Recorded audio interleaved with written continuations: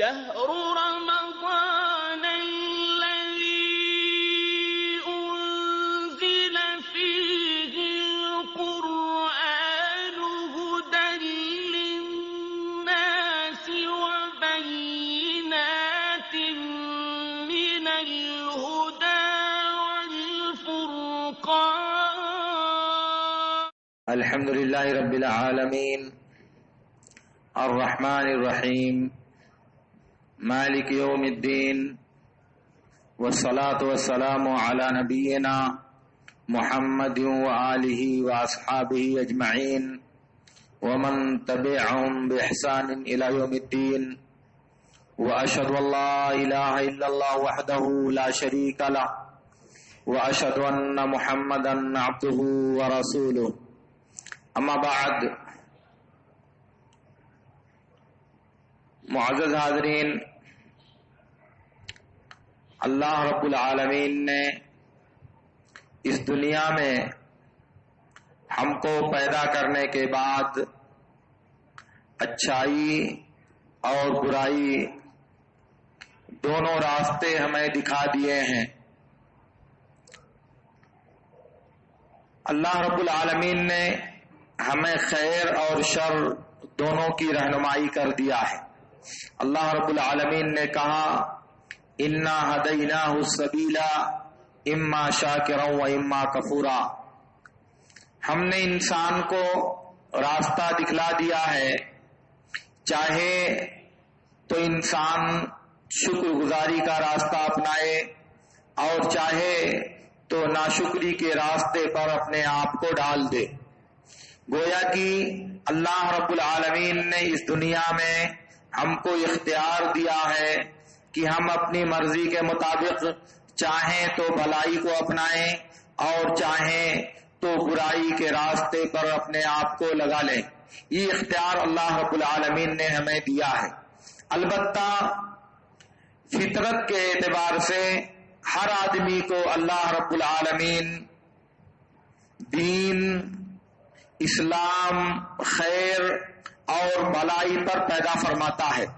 ہر آدمی کی فطرت میں اللہ رب العالمین بھلائی ہی رکھتا ہے اور بھلائی ہی پر پیدا کرتا ہے. لیکن پھر بعد میں جب انسان دنیا میں پرورش پاتا ہے تو ماحول کا، سماج کا، معاشرے کا، والدین کا اور رسم و رواج کا اثر انسان پر پڑتا ہے اور انسان اس اثر کو قبول کرتا ہے. اسی لیے جس کو اچھی تربیت ملتی ہے، جس کو بہترین رہنمائی ملتی ہے، جس کو اچھا سماج اور اچھا معاشرہ ملتا ہے، وہ بھلائی کی راہ اپناتا ہے. اور جس کو معاشرہ اچھا نہیں ملتا، جس کا سماج اچھا نہیں ہوتا، وہ غلط راستے پر اپنے آپ کو ڈال دیتا ہے. اسی کو اللہ کے رسول صلی اللہ علیہ وسلم نے فرمایا ہے، جیسا کہ بخاری اور مسلم کی روایت میں ہے، کل مولود یولد علی الفطرۃ فابواہ یہودانہ او ینصرانہ او یمجسانہ. کہا کہ ہر بچہ فطرت یعنی اسلام پر پیدا ہوتا ہے.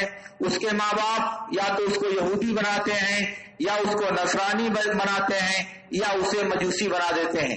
یعنی انسان کی پیدائش کے بعد ماحول کا اس پر اثر پڑتا ہے اور اسی اثر کی وجہ سے انسان برائی کے راستے پر لگتا ہے اور برائی کا راستہ انسان اپناتا ہے.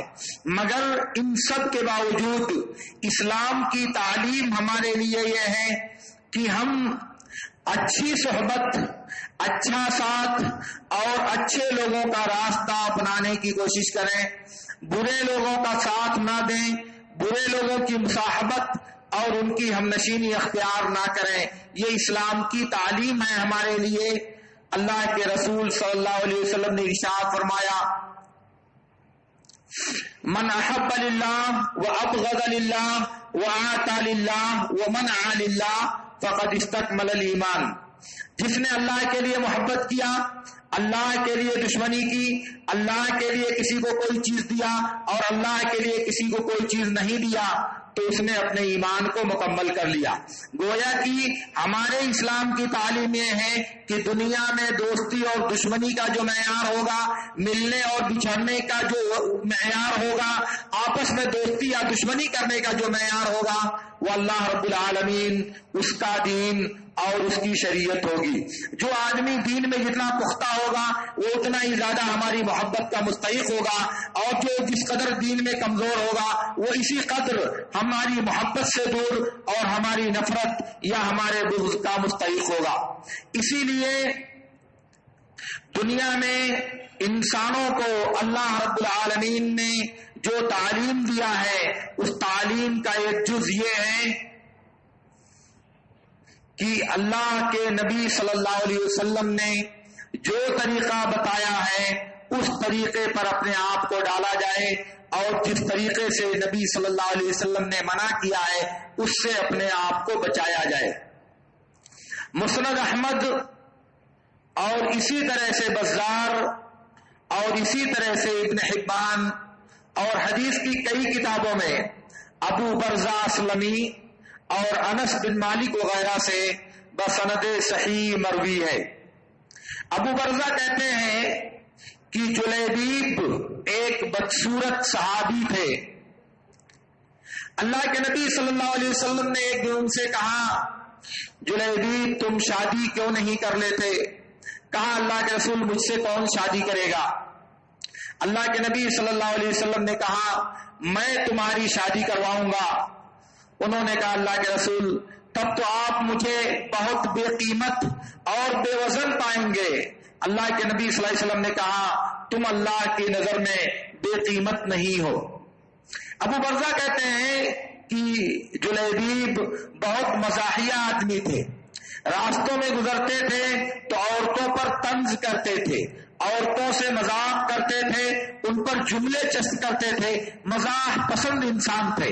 تو میں نے اپنی بیوی سے کہا کہ اگر جلیبیب تمہارے پاس آ گیا اور تم نے اس سے گفتگو کی پھر تمہاری خیریت نہیں ہے، تمہارے ساتھ ایسا اور ایسا کروں گا۔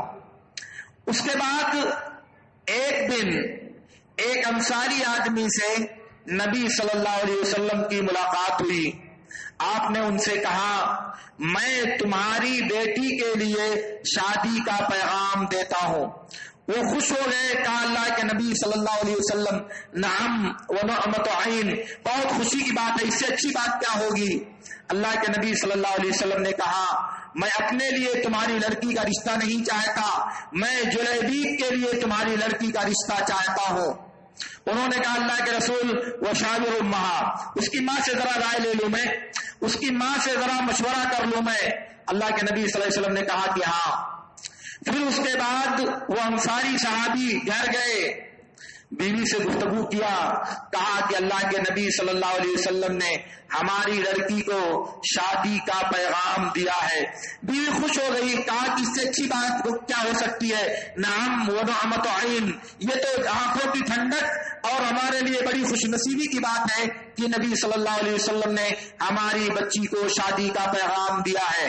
انہوں نے کہا کہ نہیں، اللہ کے رسول صلی اللہ علیہ وسلم نے اپنے لیے شادی کا پیغام نہیں دیا ہے بلکہ جلیبیب کے لیے شادی کا پیغام دیا ہے۔ کہا جلیبیب کے لیے شادی کا پیغام دیا ہے؟ اللہ کے رسول کو کوئی دوسرا نہیں ملا، جلیبیب کی شادی کا پیغام دیا ہے۔ فلاں کا رشتہ آیا، فلاں کا رشتہ آیا، فلاں کا رشتہ آیا، ہم نے کسی کا رشتہ قبول نہیں کیا، ہم جلیبیب کا رشتہ قبول کریں گے؟ جاؤ کہہ دو ہم شادی نہیں کریں گے، جاؤ کہہ دو اللہ کے رسول صلی اللہ علیہ وسلم سے ہمیں یہ رشتہ منظور نہیں ہے۔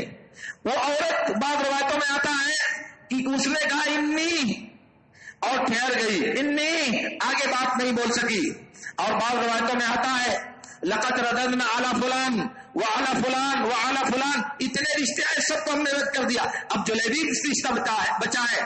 جلیبیب میں نے کہا کہ وہ ایک بد شکل اور بے مال، بے جاہ، بے منصب اور سماجی اعتبار سے بہت بلند و بالا انسان نہیں تھے، بہت کمتر انسان تھے سماجی اور دنیا کی نظروں میں۔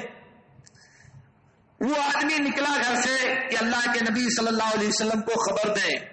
وہ مومنہ بچی، یہی میرا محل شاہد ہے، وہ مومنہ بچی اندر سے اپنے والدین کی گفتگو سن رہی تھی.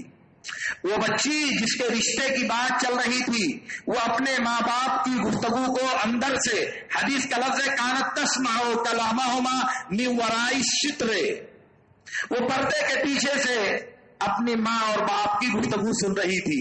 جب باپ پلٹے واپس نکلے تو اس نے اپنی ماں کو بلایا، کہا کہ کس بارے میں تم لوگ بات کر رہے تھے، کیا معاملہ تھا؟ تو ان لوگوں نے بتایا کہ ایسی بات تھی، اللہ کے نبی صلی اللہ علیہ وسلم نے تمہاری شادی کا جلیبیب سے پیغام نکاح دیا تھا اور ہم نے فیصلہ کیا ہے کہ اس بات کو یا اس پیغام کو رد کر دیا جائے. اس بچی نے کہا اللہ کے رسول نے پیغام دیا ہے. کہا ہاں. کہا کیا تم اس قدر پہنچے ہوئے ہو چکے ہو کہ اللہ کے رسول کا حکم رد کر دو گے، اللہ کے نبی کی بات کاٹ دو گے، اللہ کے رسول کے فیصلے کی تردید کر دو گے، اللہ کے رسول کی مرضی کو نکار دو گے؟ تم اس حد تک جا چکے ہو. اترتان علی رسول اللہ صلی اللہ علیہ وسلم رہو واللہ ان کہنی فإن اللہ لا یضیعنی. کہا کہ اچھی بات ہے، تم نبی کے حکم کو رد کر دو گے، نبی کے مشورے کو رد کر دو گے، نبی کی خواہش کو ٹکرا دو گے، نبی کے حکم کو تم پیروں سے روک دو گے، ایسا کیسے ہو سکتا ہے؟ تم لوگ میری شادی اس سے کر دو، اس آدمی سے تم لوگ میرا نکاح کر دو، کیونکہ اگر اللہ کے رسول نے مجھے منتخب کیا ہے تو اللہ رب العالمین مجھے ضائع نہیں کر سکتا، اللہ رب العالمین مجھے بے سہارا نہیں چھوڑ سکتا، اس لیے تم میری شادی کر دو. حدیث کا لفظ فکأنہا قد ایقظتہما، دوسرا لفظ فکأنہا قد جلت لہما. گویا ایسا لگا کہ اس بچی نے اپنے والدین کو نیند سے بیدار کر دیا ہے. اس بچی نے اپنے والدین کے سامنے جو معاملہ چھپا ہوا تھا اور جو حقیقت روپوش تھی اس کو اجاگر کر دیا. ان کو سمجھ میں آیا کہ ہاں بات تو صحیح ہے. نہ کرنے کا مطلب ہوا نبی کے حکم کو رد کرنا، انکار کرنے کا مطلب ہوا نبی کے فیصلے کو ٹھکرانا. پھر اس کے بعد وہ آدمی اللہ کے نبی صلی اللہ علیہ وسلم کے پاس آئے اور کہا یہ بیٹی ہماری آپ کے اختیار میں ہے، آپ اس کے بارے میں جو فیصلہ کرنا چاہیں وہ فیصلہ کریں. اس کے بعد نبی صلی اللہ علیہ وسلم نے جلیبیب سے اس انصاریہ اور بچی کی شادی کر دی. شادی ہو گئی. اتنا واقعہ مسند احمد میں ہے. آگے جو میں بیان کرنا چاہ رہا ہوں وہ مسند احمد میں بھی ہے اور صحیح مسلم میں بھی ہے. اس کے کچھ دنوں کے بعد اللہ کے نبی صلی اللہ علیہ وسلم کسی غزوے اور کسی لڑائی میں نکلے. جب وہ مارکا ختم ہو گیا تو اللہ کے نبی صلی اللہ علیہ وسلم نے صحابہ سے کہا دیکھو تلاش کرو کوئی ساتھی تمہارا گم تو نہیں ہے، کسی کو تم لوگ غیر موجود تو نہیں پاتے؟ لوگوں نے کہا فلاں فلاں نہیں مل رہے ہیں. تلاش کیا گیا. پھر اس کے بعد اللہ کے نبی صلی اللہ علیہ وسلم نے کہا کوئی آدمی ایسا ہے جو تم کو مل نہیں رہا ہے؟ ہاں فلاں فلاں نہیں مل رہے ہیں. کہا تلاش کرو. پھر ان کو تلاش کیا گیا. پھر تیسری مرتبہ اللہ کے نبی صلی اللہ علیہ وسلم نے کہا کوئی آدمی غیر موجود ہے، کسی کو گم پا رہے ہو تم، کوئی ایسا ہے جو یہاں تم کو مل نہیں رہا ہے؟ لوگوں نے کہا نہیں اللہ کے رسول سب کو ہم لوگوں نے پا لیا. اللہ کے نبی صلی اللہ علیہ وسلم نے کہا لیکن جلیبیب مجھے نہیں دکھائی دے رہے ہیں، میں جلیبیب کو گم پا رہا ہوں، وہ یہاں نظر نہیں آ رہے ہیں، ذرا تلاش کرو ان کو. ان کو تلاش کیا گیا تو دیکھا کہ لاشوں کے نیچے پڑے ہوئے ہیں. جلیبیب لاشوں کے اندر دبے ہوئے ہیں، ان کے اوپر لاشیں پڑی ہوئی ہیں، بیچ میں اندر جلیبیب ہیں. صحابی کہتے ہیں کہ 7 لوگوں کو انہوں نے قتل کیا اور پھر ان 7 نے انہیں قتل کر دیا. نبی صلی اللہ علیہ وسلم کو بتایا گیا، آپ ان کی لاش کے پاس گئے اور کھڑے ہو کر کہا قد قتل 7 وہ قتلوہ ہو، 7 لوگوں کو انہوں نے مارا اور ان 7 نے ان کو قتل کر دیا. پھر اس کے بعد ان کو وہاں سے لایا گیا، قبر کھودی گئی.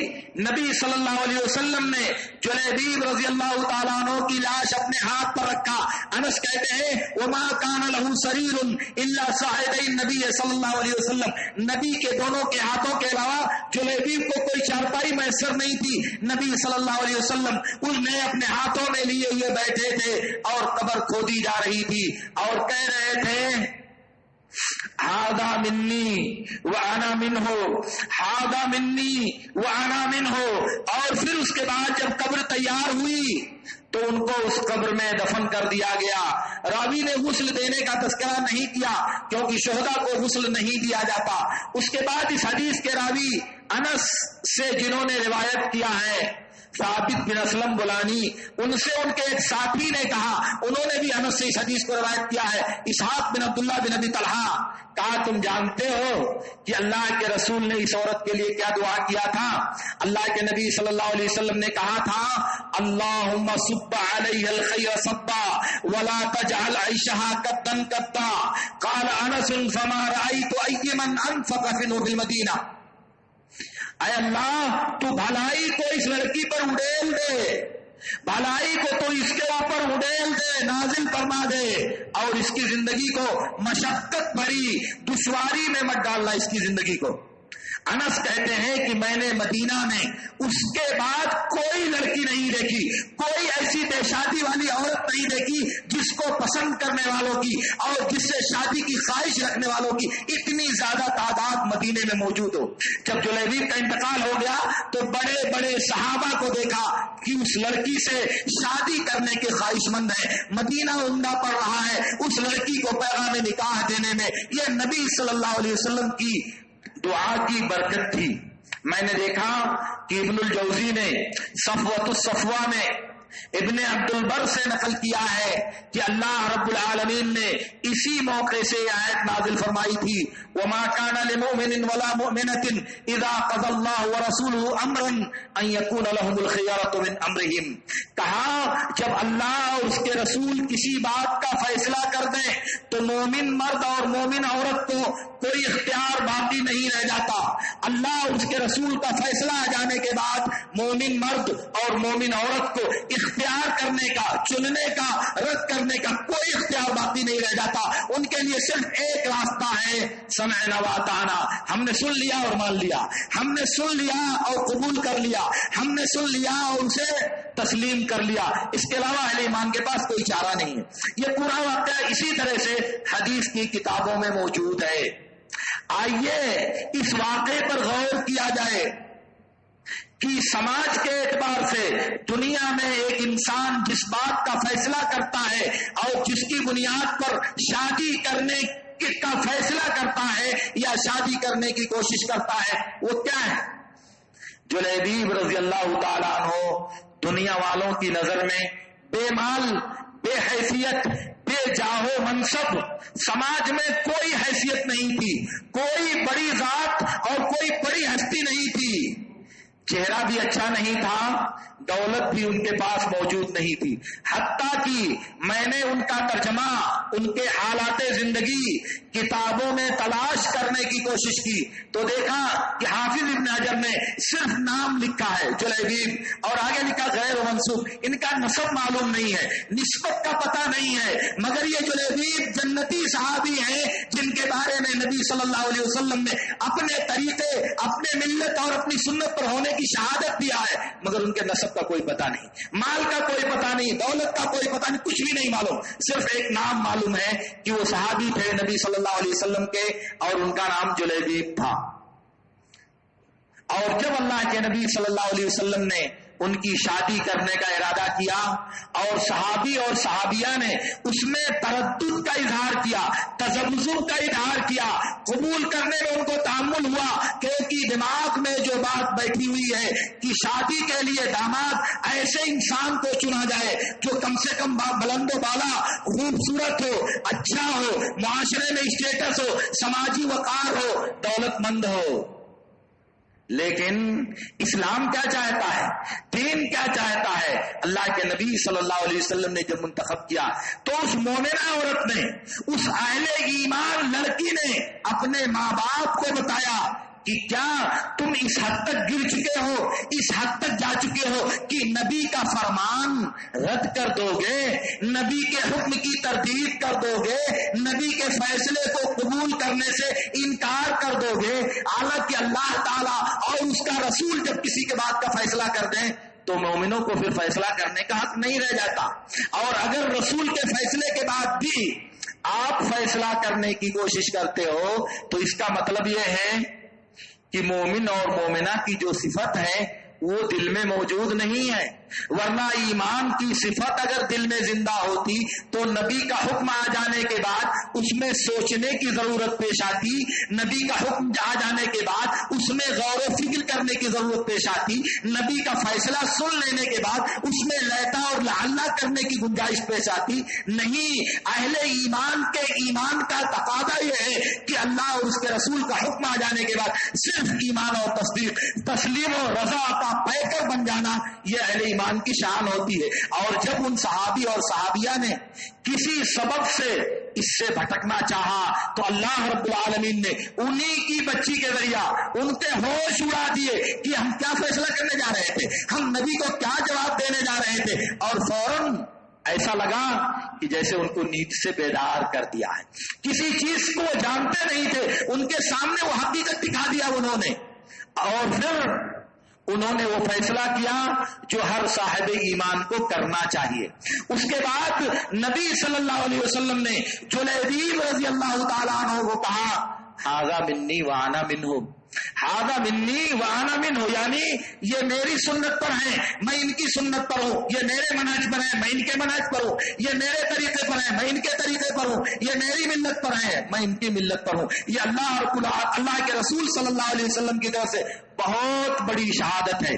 بخاری کی ایک روایت میں ہے، اللہ کے نبی صلی اللہ علیہ وسلم نے کہا کہ اشعری لوگ جب راستے میں سفر میں ہوتے ہیں اور ان کا کھانا کم پڑ جاتا ہے، راستے میں توشہ کم پڑ جاتا ہے، تو یہ لوگ کیا کرتے ہیں، سارے لوگوں کے توشے ایک ساتھ جمع کر لیتے ہیں اور پھر سب مل کر کے کھاتے ہیں، اور اس میں کھانے میں برکت ہوتی ہے، سخت ہو جاتا ہے وہ کھانا۔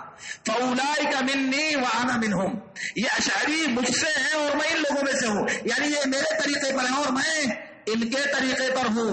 اور اسی لیے جب نبی صلی اللہ علیہ وسلم کسی سے بیزاری کا اظہار کرنا چاہتے، کسی سے برات اور دوری کا اظہار کرنا چاہتے تو کہتے من رغب عن سنتی فلیس منی، اور کہتے کہ لیس منی ولست منہ، نہ وہ مجھ سے ہے اور نہ میں اس سے ہوں، جو میری سنت سے منہ موڑتا ہے وہ مجھ سے نہیں ہے، یعنی وہ میرے طریقے پر نہیں، میری ملت پر نہیں، میری سنت پر نہیں اور میرے منہج پر نہیں ہے۔ تو اس کا مطلب کہ نبی صلی اللہ علیہ وسلم کا یہ معروف اسلوب ہے، جب کسی سے اپنی رضامندی کا اظہار کرنا چاہتے، کسی کو بشارت دینا چاہتے دنیا میں، تو کہتے کہ یہ مجھ سے ہے اور میں اس سے ہوں۔ یہ بات نبی صلی اللہ علیہ وسلم نے جلیبیب رضی اللہ تعالیٰ عنہ کے لیے فرمائی، جس سے کم یہ بات تو سمجھ میں آتی ہے کہ جلیبیب رضی اللہ تعالیٰ عنہ کو اللہ کے رسول صلی اللہ علیہ وسلم نے دنیا میں تزکیہ اور ان کی پاکی اور بزرگی بیان کیا ہے، اور دنیا ہی میں ان کے لیے شہادت دیا ہے جو ایک مومن کے لیے زندگی بھر کا اثاثہ اور زندگی بھر کا سرمایہ ہو سکتا ہے، جو نبی صلی اللہ علیہ وسلم نے جلیبیب رضی اللہ تعالیٰ عنہ کو دیا تھا۔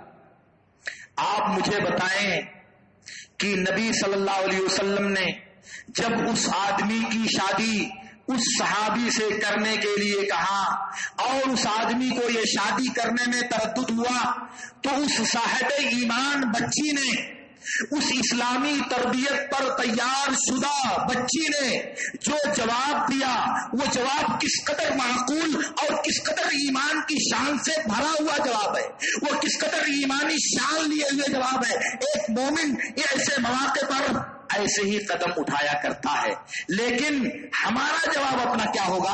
آپ سوچئے تھوڑی دیر کے لیے اور آپ تصور کیجئے کہ اگر اس صحابی اور صحابیہ کی جگہ پر ہم ہوتے اور ہم کو نبی صلی اللہ علیہ وسلم کا کوئی حکم پہنچتا، جو حکم ہماری خواہشات سے ٹکراتا، جو حکم ہمارے جذبات سے ٹکراتا، جو حکم ہمارے باپ دادا کے طریقے سے ٹکراتا، جو حکم ہمارے پیر اور مولوی کے طریقے سے ٹکراتا، جو حکم ہمارے رسم و رواج سے ٹکراتا، جو حکم ہمارے پسند کردہ دین سے ٹکراتا، جو حکم ہمارے پیر و مرشد سے ٹکراتا، جو حکم ہمارے مفاد سے ٹکراتا، ہماری مصلحت سے ٹکراتا، ہمارے چاہے ہوئے طریقے سے ٹکراتا، ہمارا کیا جواب ہوتا؟ ہم کیا جواب دیتے؟ ذرا سوچو میرے دوستو، نبی صلی اللہ علیہ وسلم کا دین آ جانے کے بعد، نبی کا حکم آ جانے کے بعد، نبی کا فرمان آ جانے کے بعد ہم اگر یہ بات سمجھتے ہیں، ایک اہل حدیث ہو کر کے جو یہ دعویٰ کرتے ہیں کہ اللہ کی کتاب اور نبی کی سنت کے علاوہ کسی تیسری بات کو قابل قبول نہیں سمجھا جائے گا، اللہ اور رسول کا حکم آ جانے کے بعد دنیا میں کسی بھی مخلوق کا حکم ہو، کسی بھی ہستی کا حکم ہو اور کسی بھی شخصیت کا حکم ہو، اس کو پیروں سے روک دیا جائے گا، اللہ کے حکم کے آگے مخلوق کے حکم کا کوئی وزن نہیں دیا جائے گا۔ یہ ہمارا دعویٰ ہے، لیکن کیا عملی اعتبار سے ہم اس کی مثال پیش کریں گے؟ عملی اعتبار سے ہم اس کی شہادت پیش کریں گے؟ میں اگر مثالیں دوں تو بات ہو سکتا ہے تلخ ہو، لیکن کہنا پڑے گا۔ اور سنیں آپ، میں اس سے پہلے سے بارہا آپ سے عرض کر رہا ہوں کہ نبی صلی اللہ علیہ وسلم نے فرمایا، من وصل صفا وصلہ اللہ ومن قطع صفا قطعہ اللہ، جو صف کو جوڑے گا اللہ تعالیٰ اس کو جوڑے گا، اور جو صف کو کاٹے گا اللہ تعالیٰ اس کو کاٹ دے گا۔ مسجد میں جگہ خالی ہے، وہاں باہر کھڑے ہو کر لوگ نماز پڑھتے ہیں، نبی کہتے ہیں کہ نماز نہیں ہوگی۔ ہم نماز کس کے لیے پڑھنا چاہتے ہیں؟ کیوں نماز پڑھتے ہیں؟ آخر نماز سے ہمارا مقصد کیا ہے؟ ہم حاصل کیا کرنا چاہتے ہیں نماز سے؟ جب نماز ہی نہیں ہوگی، نماز ہی نہیں ہوگی کیونکہ اس کی شرط ہم نے ختم کر دیا ہے، تو آپ بتائیں ہمارے پڑھنے سے فائدہ کیا ہوگا؟ پہلے دن لوگ مجھے بتا رہے تھے کہ مولوی صاحب اے سی چلتی ہے، ان کو ٹھنڈک لگتی ہے اس لیے وہ باہر نماز پڑھتے ہیں۔ 5 منٹ کی فرض نماز ہوتی ہے، اس میں اتنی مشکل ہے اے سی سے، اور کل اور آج تو نہیں چل رہی تھی، اے سی نہیں چل رہی، پھر بھی وہاں باہر صف لگی ہوئی ہے اور اندر پورا خالی ہے۔ یہ کون سے ایمان کی بات ہے؟ یہ کون سے دین کی بات ہے؟ ایک بار سوچنا چاہیے ہم کو، ایک بار غور کرنا چاہیے ہم کو۔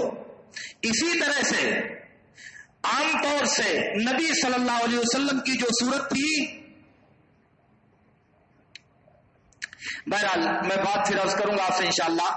میں کہنا یہ چاہتا ہوں میرے دوستو کہ اللہ رب العالمین نے ہم مسلمانوں کو جو حکم دیا ہے وہ حکم ہماری دنیا اور آخرت کی تمام بھلائیوں کو سمیٹے ہوئے ہے، اور ہماری دنیا اور آخرت کی دونوں کامیابی اسی حکم کو ماننے اور اسے تسلیم کرنے میں ہے۔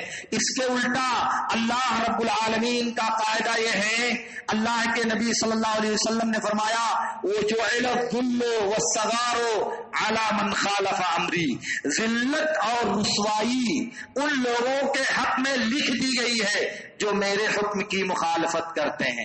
نبی کے حکم کی مخالفت چاہے ظاہر میں ہو اور چاہے باطن میں ہو، چاہے دل میں ہو اور چاہے عمل میں ہو، دونوں صورتوں میں انسان کو ذلیل کرنے کے لیے، انسان کو رسوا کرنے کے لیے، انسان کو بے وزن، بے قیمت اور پست ثابت کرنے کے لیے کافی ہے۔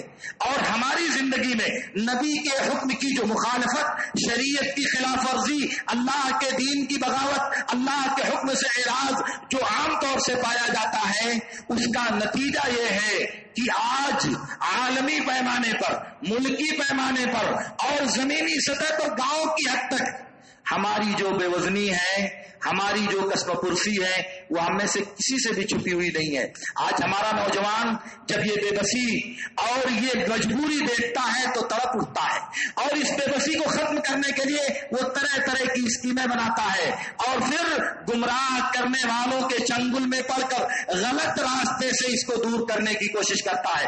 آج دنیا میں آپ دیکھیں، دنیا میں لکھنے والوں کی، بولنے والوں کی کمی نہیں ہے، جو مسلمانوں کی ذلت و اسباب کا تجزیہ کرنے بیٹھتے ہیں تو کوئی سائنس کو لاتا ہے، کوئی ٹیکنالوجی کو لاتا ہے، کوئی دولت کو لاتا ہے، کوئی ایجادات و اختراعات کو لاتا ہے، اور کوئی مادی اور معنوی دولت کو اس کا سبب گردانتا ہے، مگر ان میں سے کوئی بات سچ نہیں ہے۔ میں چاہتا ہوں کہ ایک بار آپ سے عرض کروں کہ موجودہ حالت میں عالم اسلام کی اقتصادی اسٹریٹجی مادی اور معنوی اعتبار سے کیا پوزیشن ہے، اور وہ معنوی اعتبار سے یا مادی اعتبار سے کس قدر مضبوط حالت میں اللہ تعالیٰ نے ان کو رکھا ہے، اگر آپ جانیں گے تو آپ کو حیرت ہوگی کہ دنیا کے جتنے اسباب دولت ہیں، دنیا میں جتنے اسباب ثروت ہیں، اس کا تقریباً کم سے کم 40 سے 45% تک حصہ مسلمانوں کے قبضے میں ہے۔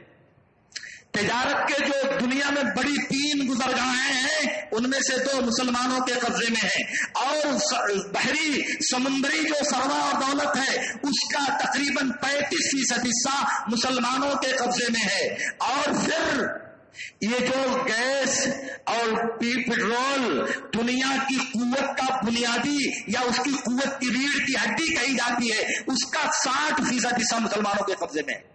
تو دولت کے اعتبار سے مسلمان کمزور کہاں ہے؟ اور دنیا میں جو بڑی بڑی ایجادات ہیں، جو بڑے بڑے سائنٹسٹ ہیں، آپ ان کی حقیقت کا پتہ لگائیں تو اس میں آپ کو کسی مسلم سائنسداں کا نام آئے گا، کسی مسلمان اسلامی نام والے انسان کا نام آئے گا۔ بہرحال یہ بات پھر کبھی میں عرض کروں گا انشاءاللہ۔ سر دست میں کہنا یہ چاہتا ہوں کہ اللہ کے نبی صلی اللہ علیہ وسلم کے اس صحابی کے ساتھ یہ جو معاملہ پیش آیا تھا، یہ ہم کو درس دیتا ہے کہ ایک مرتبہ ٹھہر کر ہم اپنی ترجیحات، اپنی پسند اور اپنے اختیارات کا ایک مرتبہ جائزہ لیں، اور اس بات کو پکا بنائیں اور اس بات کو یقینی بنائیں کہ اللہ اور اس کے رسول کا حکم آ جانے کے بعد ہم دنیا کے کسی حکم کو کوئی وزن دینے کے لیے تیار نہیں ہوں گے، حتیٰ کہ ہماری مصلحت قربان ہو جائے تو ہو جائے، ہمارا مفاد قربان ہو جائے تو ہو جائے، ہماری چاہت قربان ہو جائے تو ہو جائے، ہمارا سب کچھ قربان ہو جائے تو ہو جائے، مگر نبی کا حکم ہمیں قربان نہیں کرنا چاہیے۔ اسے سراخوں پر رکھنے کے لیے اپنے آپ کو آمادہ اور اپنے آپ کو تیار کرنا چاہیے کہ یہی ایمان کا تقاضا ہے۔ اللہ رب العالمین سے میری دعا ہے کہ اللہ رب العالمین ہمیں ان باتوں کو سمجھنے اور ان پر عمل کرنے کی توفیق عطا فرمائے۔ وآخر دعوانا ان الحمد للہ رب العالمین۔ اقول لکم ما تسمعون